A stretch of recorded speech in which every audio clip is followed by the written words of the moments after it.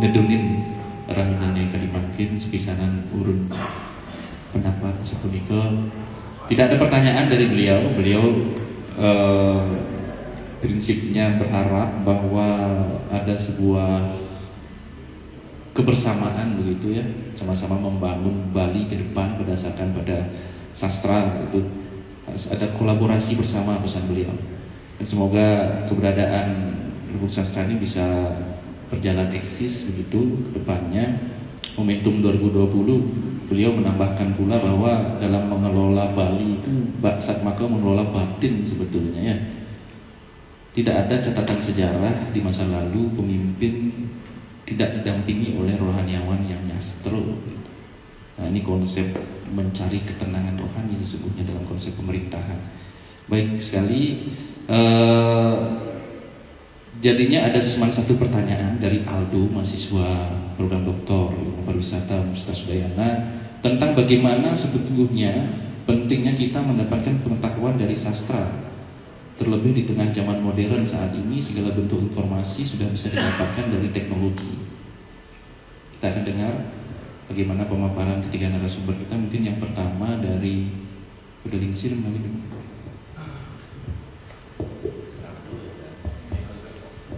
Ya, Aldo dari mana?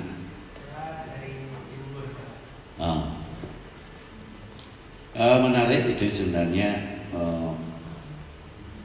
Sastra seperti kita sampaikan tadi kan sebagai media ilustrasi, karena kalau orang Bali kan langsung praktek budayanya. Kadang-kadang orang Bali tidak ngerti apa arti canang, tapi mereka melakoni. Terkait dengan pariwisata, ini sering menjadi konflik interest sebenarnya, karena salah pemahaman, terutama investor-investor. Bahkan marak sekarang juga sudah kebablasan kita, out of control karena sistem, karena situasi. Jadi untuk memahami sastra apapun, dari mana apapun, kecuali kita harus mengobservasi dulu. Sudah observasi, kita adakan discrimination. Jadi kita pilah-pilah, kita adakan penelitian, terus musyawarahkan. Misalnya kalau mau membangun di Bali seperti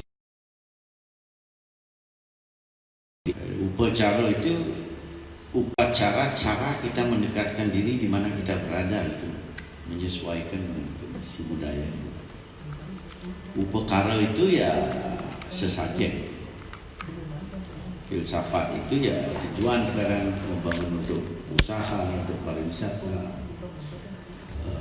Kemudian etika-etika terkait dengan di mana kita tergantung sekarang. Kalau you sebagai guide ya you harus paham Pancasrado apa artinya gitu ya.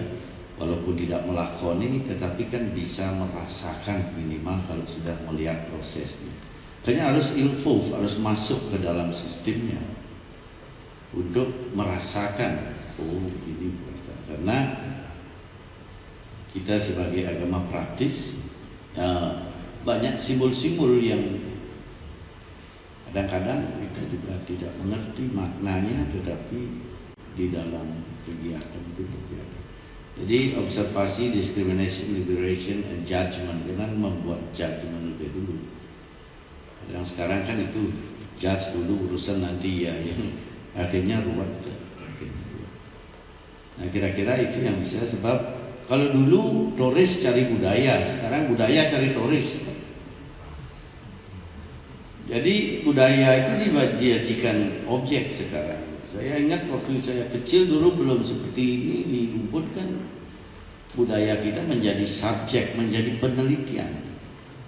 Seniman-seniman, antropolog datang, dia respect, menjadi penelitian. Sekarang menjadi objek. Apalagi yang melakoni, yang memarketkan itu bukan orang Bali yang tidak paham. Yang tiga tadi, filsafat, etika, susila. Nah makanya perlu dari dinas terkait ya harus punya kan ada berhubungan dengan pendeta yang paham. Lalu dulu puluhan tahun yang lalu saya pernah jadi kasih seminar sama manajer-manajer di Bali yang bukan orang Bali untuk memberi pemahaman. Nah itulah kira-kira yang bisa saya sampaikan. Observasi kegiatan Pancayadnya banyak di Bali. Kalau mengenai pembangunan ya tanya ke pendeta. Kadang-kadang arsiteknya orang Singapura misalnya, dia sudah bikin gambaran dulu, padahal di Bali ada tatanan etikanya, hulu tebing, di mana sepadan sungai. Ya akhirnya ya terjadilah konflik interest di sana. Satu sisi budaya menjadi daya tarik, tetapi di satu sisi karena memikirkan keuntungan ekonomi, budaya jadi eksploitasi. This is life. Kita harus sama-sama mengembalikan lagi. Terima kasih ya. Ya, mungkin itu yang bisa saya sampaikan.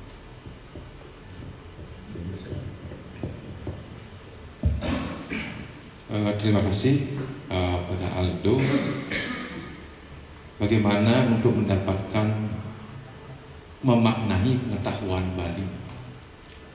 Kalau kita kembali seperti apa yang telah saya ulas tadi sedikit, bahwasanya orang Bali pada zaman dahulu tersebut sama seperti hanya kita sekarang, membentuk kelompok-kelompok kecil dengan yang namanya budaya membebasan. Dengan budaya membebasan ini maka mungkin satu malam dari mungkin kita seperti halnya kita tadi mulai mungkin jam 4 sore kegiatan itu dimulai dengan membaca satu persatu kata-kata yang tertulis dalam teks-teks Bali ini. Kemudian dari kata tersebut diartikan, dimaknai, nantinya diinterpretasikan menurut interpretasi masing-masing daripada peserta di sana sesuai dengan kemampuan yang mereka miliki. Dan nantinya pada akhir tersebut adalah muncul sebuah kesimpulan yang ditarik bersama berdasarkan atas pemahaman daripada peserta pembebasan itu sendiri. Kalau orang Bali memang cara mereka belajar itu memang seperti itu. Seperti halnya ada dalam beberapa catatan ada geguritan warige dewasa. Orang Bali itu belajar warige seperti kata penglingsir tadi Ajung Titiang, belajar warige tentang hari baik buruknya hari itu lewat lagu. Mereka lagukan. Ada yang namanya Kaliwangke, kapan itu datangnya? Mereka lakukan dengan lagu. Mereka buat dalam bentuk lagu. Ini ada sebuah pembelajaran untuk ketika nantinya kita mendapatkan sebuah pemaknaan. Begitu juga dengan satwa, ya katakanlah satwa itu paling kecil gitu. Itu cara orang Bali belajar. Bagaimana orang Bali itu belajar budi pekerti kan seperti itu untuk memaknai kehidupan ini lewat satwa. Makanya beruntung sekali kan penglingsir titiang ring URW kayun lan seneng nih gitu. Iring titiang wenten nang redite mas satwa gitu. Ini salah satu bentuk penanaman kembali nilai-nilai pendidikan kemudian budi pekerti yang ada di dalam kandungan satwa itu. Karena sekarang mungkin karena pengaruh luar dan pengaruh perkembangan teknologi, akhirnya orang Bali khususnya mungkin remaja dan anak-anak ini sudah jauh sekali dengan yang namanya tradisi mesatu. Karena sekarang kalau orang-orang kita ngempu itu paling gampang dengan apa? Dengan gadget, dengan YouTube gitu. Itu cara ngempu paling gampang zaman sekarang ini. Mereka akan membentuk dunia sendiri. Tapi bagaimana untuk memahami pengetahuan-pengetahuan yang kita miliki sebagai warisan daripada tetua-tetua kita terdahulu, ini akan terjadi sebuah terputus jadinya ini karena tidak ada transfer knowledge dari yang tua kepada yang lebih muda, kemudian kepada yang lebih muda seperti itu. Kalau di Bali ada caranya dengan mesatwa, kemudian ada dengan melakukan satu ajaran, kemudian juga dengan seni pembebasan itu. Mungkin bentuknya seperti diskusi kita pada hari ini. Kita ada suatu hal, mungkin dari 17 karya yang tadi yang disampaikan oleh saudara kita Eka Gunayase, mungkin diambil satu. Kemudian kita gali itu sampai matahari terbit besok. Kiranya apa yang menjadi sebuah kesimpulan. Inilah cara kita memaknai pengetahuan Bali itu. Mungkin itu yang bisa saya tambahkan. Terima kasih.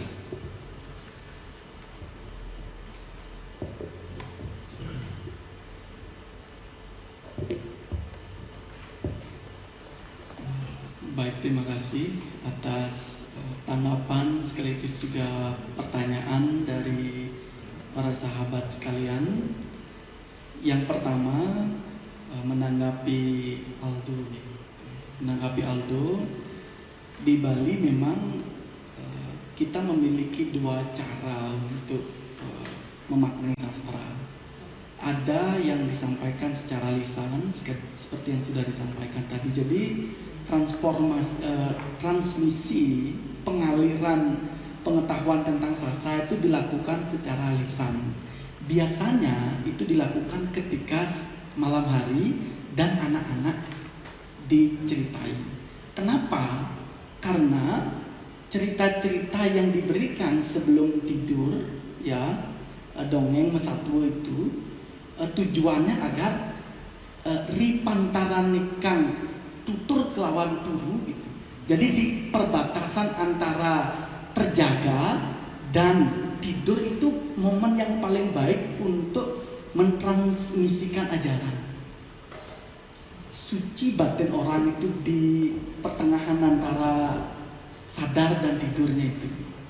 Ya, genah sumye kalau orang Bali bilang. Oleh sebab itu yang ditanam itu adalah alam bawah sadarnya.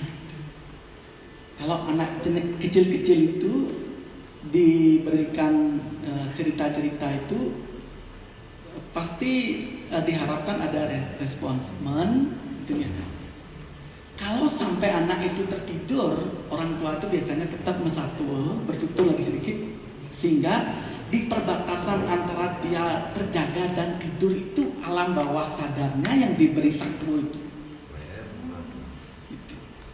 Nutrisi rohani satu itu sebenarnya gitu. Kita tidur kan masih tetap bernapas, jantung kita masih berdetak. Artinya ada badan halus dalam tubuh kita itu. Itulah yang diberikan nutrisi dalam tradisi Mesatwa secara lisan. Nutrisi rohaninya di sana gitu. Satu. Kedua, transfer sastra itu juga bisa dilakukan dengan tulis. Karena tertulis jelas ada aksara yang mesti dikuasai. Ya, ada aksara, terutama di Bali ada aksara Bali. Kedua, ada bahasa Bali yang seringkali bercampur dengan bahasa Jawa kuno dan Sanskerta. Dan yang ketiga, kita juga mesti tahu aspek sastranya. Jadi untuk memaknai sastra secara tertulis modalnya ada 3. 1, pengetahuan tentang aksara. 2, tentang bahasa. 3, tentang sastra. Contohnya seperti ini. Karya-karya Sudrapegulun Cokorda Gede Ngurah, Ki Purwopatra atau Ida Putumaron dan Dr. Ida Bagus Rai, di samping ditulis menggunakan huruf Latin, juga ditulis menggunakan aksara Bali. Tanpa kita menguasai aksara Bali, kita tidak akan bisa melakukan dialog dengan beliau. Jadi modal satunya adalah aksara Bali. Ya. Barulah kita tahu bahwa biasanya di bagian akhir itu beliau pasti menulis nguang iki saking mange serami udiane usadi grahe pawitra puline Bali. Karena itu menggunakan aksara Bali, kita mesti bisa membacanya. Kedua, kita mesti dituntut memiliki pengetahuan tentang bahasa. Nguang iki, aku ini, saking mange serami, berasal dari mange serami. Udiane osadi, udiane itu artinya taman, ya. Usadi itu artinya ubud. Grahe pawitra, grahe rumah, Pawitra anyar atau baru. Geraha Pawitra artinya rumah yang baru sama dengan Gria anyar. Pulina Bali artinya Pulau Bali. Nah, kedua, kita dituntut memiliki pemahaman tentang bahasa. Ketiga, kita dituntut untuk menguasai sastra. Sekali penganikan ide Cokorde Iwawu, ide pengisir. Sastra itu kan kata-katanya bersayap. Antara apa yang dikatakan dengan yang dimaksudkan itu tidak selalu sama. Apa pengertian sandikala di tukar campuran? Sering sekali juga di dalam sastra-sastra itu disebutkan misalnya yang paling real ya. Meskipun kita tahu yang hana wong nyebe ruaning Arjuna tambahnya terkait dengan konteks usada yang disampaikan oleh Dani Tero Penyaringan tadi. Tahu kita bahasanya yang hana wong nyebe apabila ada orang yang baru kena sakit panas, ruaning Arjuna tambahnya. Jadi daun Arjuna itulah obatnya. Pertanyaan kita, apa yang dimaksudkan dengan daun Arjuna? Sampai ke kebun raya Botanical Garden kita mencari, tidak akan ketemu daun Arjuna itu. Ternyata di pekarangan rumah ada. Yang dimaksud dengan ruaning Arjuna itu adalah daun sembung. Ya, jadi antara yang dikatakan dengan yang dimaksudkan itu tidak sama. Dua contoh kecilnya. Yang harap angolah isi ning luah. Apabila engkau ingin mengolah isi dari sungai, ya, entut balu sarananya. Jadi entut balu sarananya. Entut balu ini artinya kentut janda gitu. Ya, kalau kita akan mengolah isi sungai seperti udang, ikan-ikan, kemudian yuyu dan yang lain sebagainya, harus diisi entut balu agar hidangan itu bisa menjadi nikmat. Kalau kemudian kita tidak mengetahui apa yang dimaksudkan entut balu, keliling kita mencari janda di seluruh desa. Nah, jadi entut balu yang dimaksud itu adalah daun kesimbukan. Sehingga rasa dari anyir atau amis olahan sungai itu hilang. Nah, inilah sastra Bali, mekulit-mekulit seperti itu. Kalau kita terhenti pada level aksara, bisa kita baca. Bahasa bisa juga, tapi mesti mengerti apa yang dimaksudkan. Nah, itu kunci-kuncinya.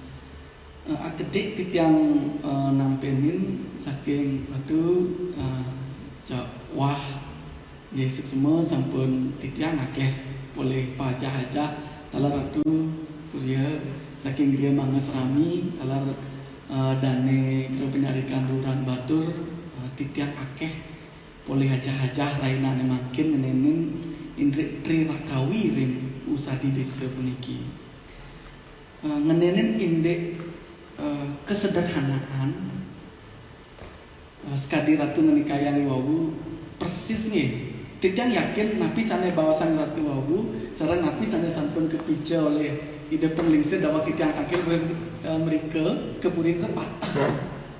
Artinya ada proses transmisi pengetahuan yang sangat baik, baik lisan maupun tulis. Ide talar menikaya, hidup itu adalah pengorbanan. Jadi pengorbanan itu sama dengan niatnya. Nah, dalam konteks karya-karya pengarang yang berasal dari Ubud, Dr. Ida Bagus Rai menulis satu karya sastra yang sangat penting berkaitan dengan yatnya ini. Ida mengambil dari Aswameda Yatnya. Setelah terjadi pertempuran yang hebat antara Korawa dengan Pandawa, satu Korawa niki habis gitu. Hanya tersisa perempuan-perempuannya saja. Dan termasuk juga kesatria-kesatria yang lari dari medan pertempuran. Oleh sebab itu, untuk mengobati rasa sedih yang mendalam dari Dharma Wangsa, kemudian akan dilaksanakanlah Aswameda Yatnya. Jadi upacara yang sangat besar untuk menghilangkan kesedihan dari batin Yudhistira atau Dharma Wangsa. Nah, ketika Banten niki sampun meterek, Raris ide pedana sampun ayat mepuja, tiba-tiba ada seekor tikus yang berguling-guling gitu, ketawa kedek pun bikul niki. Anehnya si tikus ini memiliki dua rupa, kalih warnanya pun. Setengah dari kepala sampai punggung nih ke emas, setengahnya lagi berwarna hitam. Terperangah Yudhistira, kenapa ada tikus seperti ini dan bisa bertutur? Lalu ditanyailah, kenapa wahai tikus engkau bisa memiliki dua warna ini? Tikus itu bercerita tentang 4 orang Brahmana yang pekerjaannya setiap hari hanya memungut bija-bija padi yang tercecer setelah selesai manyi, sampun wus manyi sudah selesai di tuai begitu.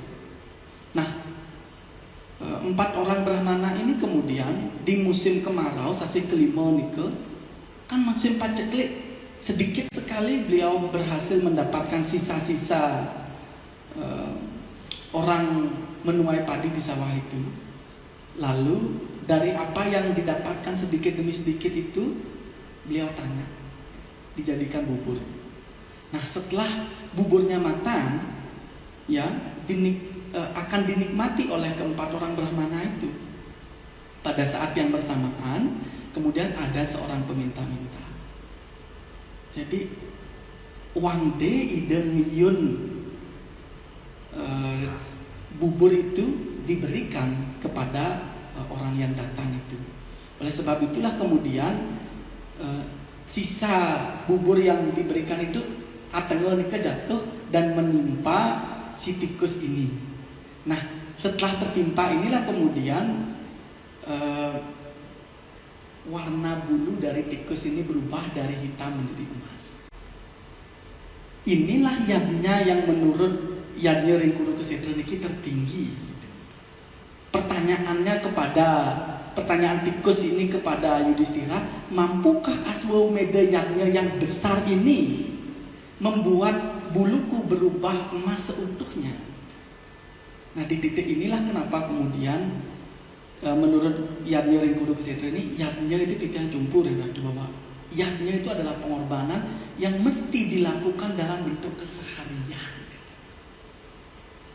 Nah, di musim COVID-19 seperti sekarang ini penting. Yang kecil itu bukan berarti tidak suksma, tetapi juga menawarkan kedalaman makna yang ada di dalamnya. Nah, niki tidak kira yang menarik begitu untuk senantiasa kita jadikan bahan renungan. Terus semua saran saya. Ya, mungkin itu tanggapan dari para narasumber. Lalu saya tidak lagi merangkum karena sangat komprehensif sekali apa yang disampaikan dari ketiga narasumber kita. Karena keterbatasan waktu, mungkin tidak bisa seluruh para penanya di live Instagram ini kami tampung begitu ya. Tapi untuk mengandung unsur keterwakilan, saya diberitahu oleh panitia ada satu pertanyaan dari akun Instagram Purikauhan Ubud bahwa sastrawan bisa tumbuh dan berkembang dalam habitat atau ekosistem yang kondusif. Kira-kira apa yang membuat Ubud bisa melahirkan para pemikir-pemikir besar tersebut? Ada Putu Maron, Kedua Gede Ngurah, Dr. Busrai, Oko Kerbok, dan para yang lainnya. Mungkin itu. Kira-kira ada yang mau menambahkan? Ya, terima kasih atas pertanyaannya. Sastra itu sesungguhnya tidak lahir dari satu ruang yang kosong atau hampa begitu. Tidak kira justru di zona nyaman itu kita tidak bisa melakukan apa-apa gitu, tidak bisa melahirkan apa-apa. Kalau kita bercermin dari Cokorda Gede Ngurah misalnya, beliau itu menulis karya sastra yang sangat concern kepada nilai-nilai kepemimpinan, mulai dari Sudamala itu menceritakan tentang Panca Pandawa, khususnya Sahadewa yang meruat Dewi Durga, Gajah Mada yang berhasil menyatukan Nusantara, termasuk juga Rajendra Prasad, kisah kedatangan Soekarno dan Rajendra Prasad ke Bali. Itu semua saya kira itu karena ada penetrasi yang menekan seperti itu. Jadi karena tekanan itulah kemudian beliau berkreativitas. Ya, jadi sekali penganikan Ratu Penglingsir Wau, di dalam masalah itu ada anugerah gitu. Nah, tinggal sekarang kita mampu nggak mengolahnya gitu. Momentum pandemi ini bisa kita jadikan sebagai ajang mulat sarira. Mulat sarira itu artinya mulat itu melihat ulat sarira ini ke diri, memandang diri dengan lebih objektif. Kira-kira nih ke sukses. Iya, itu mungkin dari akun Instagram Perikauhan dalam kondisi situasi Ubud yang memang pada saat itu seperti apa yang dirasakan oleh Dodo Murad dan Ibu Tumarun, Dr. Bagus Rai, menimbulkan sebuah ketertarikan untuk menciptakan sebuah produk sastra di masa lalu gitu ya. Tak terasa kita sudah hampir 3,5 jam lebih pada sesi diskusi Rembuk Sastra yang ketiga. Ini tumben ini lebih dari kuotanya begitu, karena kita awalnya berkomitmen 2 jam kelar gitu. Mungkin saya coba simpulkan saja sedikit apa paparan para narasumber tadi, bahwa konsep literasi tentu dihayati dalam konteks menciptakan masyarakat yang berbudi pekerti melalui baca dan tulis. Bahwasanya keberliterasian sebagai sebuah budaya sudah terasa dan terbukti di masa lalu dari berbagai produk literasi lontar yang ada di Kecamatan Ubud dan sekitarnya. Dan Saudara Guno juga tadi sangat komprehensif sekali memaparkan bahwa tanpa bermaksud mengesampingkan pegiat literasi yang lain gitu ya. 3 pegiat literasi Ubud yang produktif, yaitu Ida Putu Maron, Cokoda Gede Ngurah, dan Dr. Ida Bagus Rai, rentang waktu 1939 hingga 1961 merupakan sebuah pujangga besar sampai dengan 17 karya waktu itu. Mungkin itu yang bisa kita dapat simpulkan pada pertemuan kita hari ini di Rembuk Sastra yang ketiga dengan topik Tri Rakawi Usagi Desa, aktualisasi pemikiran ketiga tokoh ini. Semoga diskusi ini dapat terus berlanjut begitu, dan akhirnya saya sebagai moderator juga tak lupa mengucapkan terima kasih atas perhatiannya, terlebih mengucap maaf begitu selama memandu jalannya acara Rembuk pada malam hari ini ada kekurangan dan kesalahan kata. Akhirnya dikansinap untuk mencarang Parama Santi. Om Santi Santi Santi Om.